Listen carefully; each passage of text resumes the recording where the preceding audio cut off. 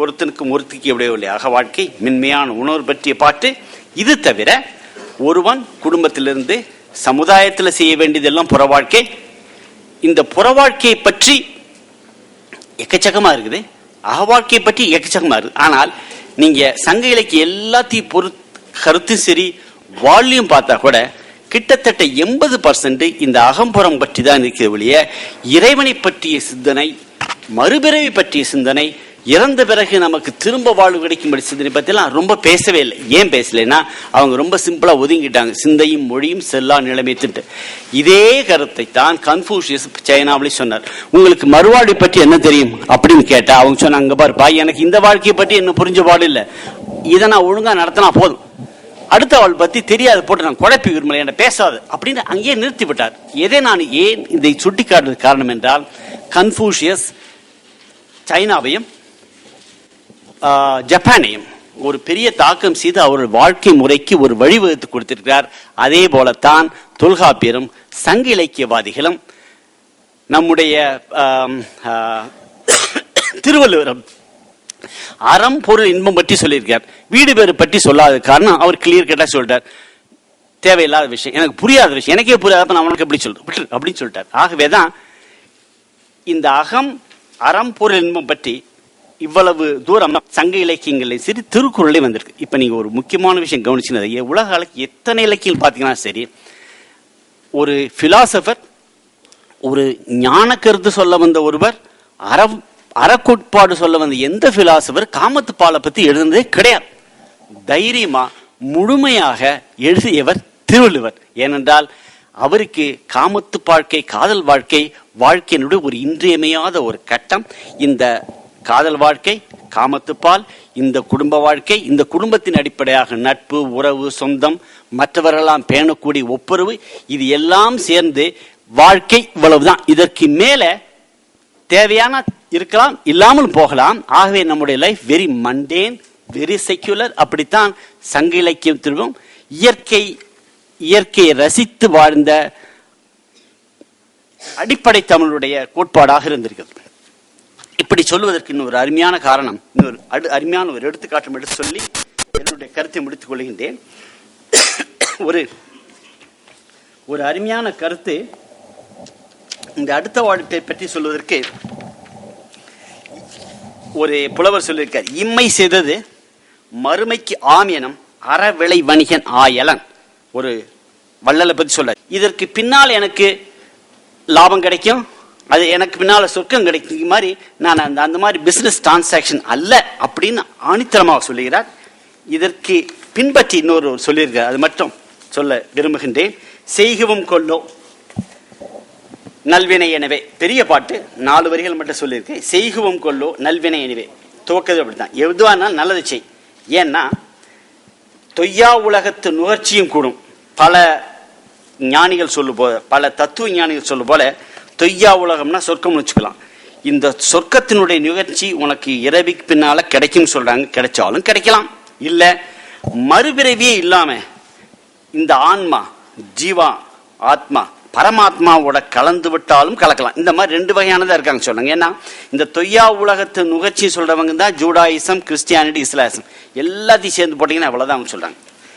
மாறி பிறப்பின் இன்மையும் கூட, மறுபிறவி இல்லாத ஆன்மா பேரான்மாவோடு செய்யக்கூடியதுதான் இந்த இந்து மதத்தினுடைய நோக்கம்.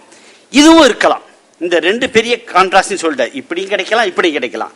ஆனா இது எல்லாம் எனக்கு நிச்சயமாக தெரியாது, கிடைக்கலாம் கிடைக்காம போலாம். ஆனா எது உண்மை நிச்சயம் கிடைக்கும்னா, கோடு உயர்ந்தன்ன தன்னிசை நட்டு தீதிலா யாக்கையோடு மாயுதல் தகை. நீ என்ன செஞ்சாலும் ஒண்ணு நிச்சயம், நீ இந்த மண் பயனுற உன்னுடைய முயற்சி, உன்னுடைய திறமை, உன்னுடைய உழைப்பெல்லாம் மக்களுக்காக, உனக்காக, மக்களுக்காக சமுதாயத்தை செஞ்சா இந்த மண் பயனுறும்.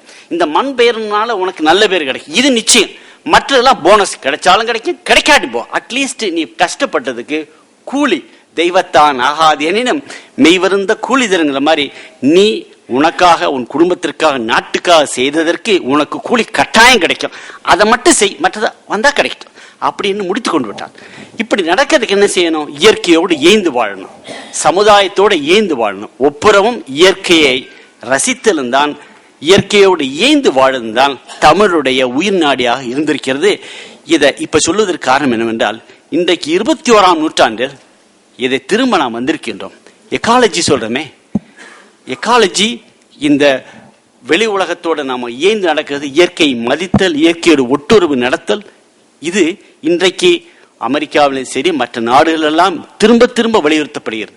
விஞ்ஞானிகளா எங்கள் நாங்கள் திரும்ப திரும்ப சொல்றதுன்னா, இந்த இயற்கை ஒரு அன்னை, நம்ம மதிக்கணும்.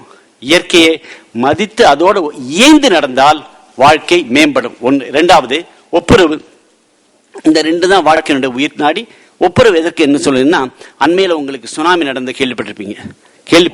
மெட்ராஸ்ல நடந்தது சுனாமி நடந்த மாதிரி ஊழிக்காலத்தில் ஒருக்கா நடந்திருக்கு. எத்தனையோ நடந்தாலும் இந்த தடவை சுனாமி நடந்து ஒரு 2-3 வருஷத்துக்குள்ளே அந்த சுனாமியினுடைய தாக்கத்தை, அழிவை உலக மக்கள் எல்லாரும் சேர்ந்து, கவனிங்கள், முந்தியெல்லாம் ஒருத்தர் தான் செய்வாங்க, பக்கத்துக்கு ஒருவங்க செய்வாங்க. இப்ப அப்படி கிடையாது. உலக மக்கள் அத்தனை பேர் சேர்ந்து ஸ்ரீலங்காவிலும் சரி, இந்தோனேஷியாவிலும் சரி, தமிழகத்தில் செய்து அந்த கொடுமையிலிருந்து ஒரு மாற்றத்தை, ஒரு புனர்வாழ்வை தந்திருக்க முடியுது என்றால் இதற்கு ஒரே காரணம் ஒப்புரவு. இந்த இயற்கையோடு இயந்த வாழ்க்கையும் ஒப்புரவும்தான் தமிழர் மதம். இந்த மண்ணை மண்ணாக வாழ்த்த செய்வதான், இந்த மண்ணோடு இந்த மண் வளன் பெயர் செய்தால் வையத்தோடு வையத்து வாழ்பவன் வானுரையும் தெய்வத்தில் வைக்கப்படும். திருவள்ளுவர் சொன்னது தமிழுடைய உயிர் வேதமாக நான் கருதுகின்றேன். உங்களுக்கு இந்த கருத்தை பகிர்ந்து கொள்கின்றேன். வணக்கம், வாழ்த்துக்கு நன்றி.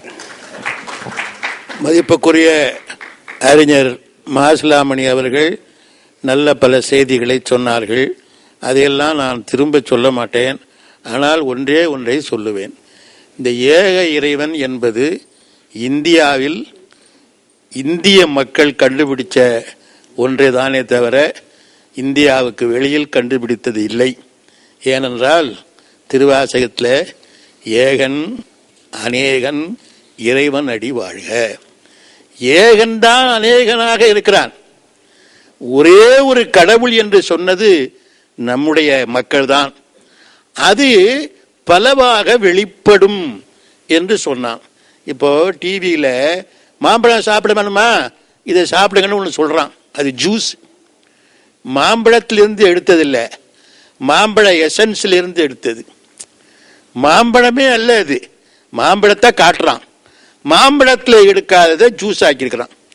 ஆனா அதை சாப்பிட்டு பார்த்தா மாம்பழம் மாதிரியே இருக்கு. அதுதான் அநேகன். அதாவது ஏகம் என்பது மாம்பழம். அதிலிருந்தே எடுக்காம மாம்பழம் என்னென்னவெல்லாம் சேர்ந்தா மாம்பழம் ஆகுமோ அதையெல்லாம் பிரிச்சு அதிலிருந்து எடுத்த விஞ்ஞான பொருள் இந்த ஜூஸ், எசன்ஸ். இந்த எசன்ஸ் அநேகன். ஏகன் மாம்பழம், எசன்ஸ் எல்லாம் அநேகன். ஒரே எசன்ஸ்ல எத்தனையோ வாசனைகளை உண்டாக்க முடியும். அதனால இந்த ஏக இறைவன்கிற மாயை நமக்கு தேவையில்லை. நாம் தான் அதை முதலிலே சொன்னோம். அது பிரம்மம் என்பதை வேதம் சொல்லுகிறது. அதைத்தான் நம்முடைய தத்துவங்கள் எல்லாம் ஒத்துக்கொள்கின்றன. பிரம்மம் என்பதற்கு என்ன அர்த்தம்? பெரிது. பெரிதுன்னா என்ன அர்த்தம்? அதைவிட பெரியது இல்லை, அதைவிட பெரியது இல்லாதது பெரிதுன்றான். அப்ப கடவுளுக்கு எவ்வளவு பெரிய இலக்கணம் சொல்லியிருக்கான் பாருங்க. அதனால நம்முடைய தமிழ்நாட்டு தத்துவமும் திராவிட இயல் தத்துவமும் ஒத்துக்குள் ஆரிய இயல் தத்துவம்